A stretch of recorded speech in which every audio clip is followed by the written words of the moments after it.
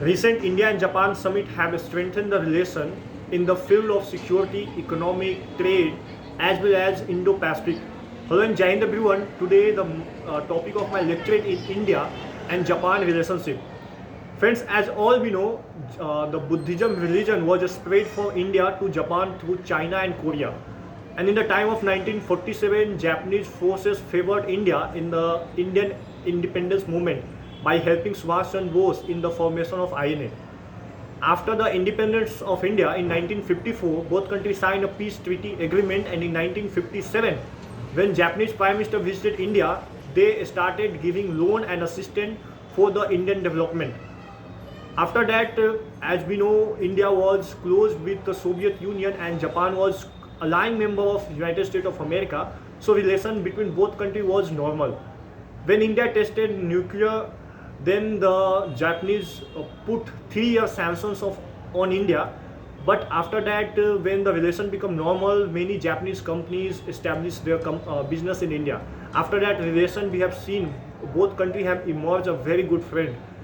In the time of 2014, India invited Shinzo Abe, who was the Prime Minister of Japan, as a chief guest in Republic Day, and Prime Minister Modi also visited multiple times Japan after that. When the funeral of Shinzo Abe was happening in 2022 last year, then Prime Minister Modi again visited Japan, and this year Japanese Prime Minister visited India. And today both countries are members of Quad G4 and have a great cooperation in the global issues.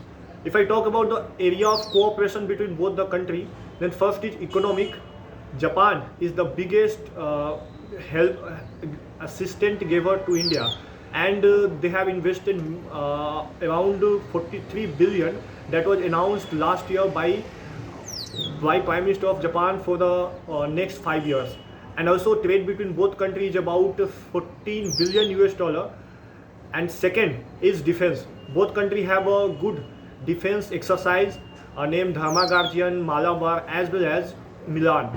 And also both have a good military exchange of visits from the both personals of Army, Air Force and Navy.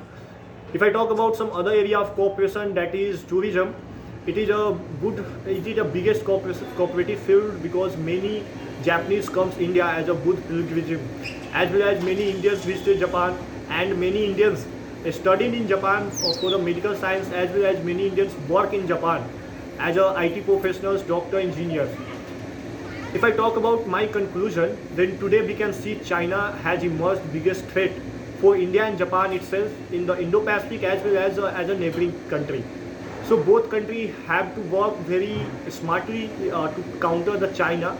And as we know, both countries are member of Quad as well as G4. Then it is a good for both countries to be there. Also in G4, both countries demand to changes the permanent membership of UNSC. And also both countries are the good can be a very good trader, as well as both countries have to work in the field of 5G, telecommunication and space. Then that both countries will become more and more friendly in future too. Thank you.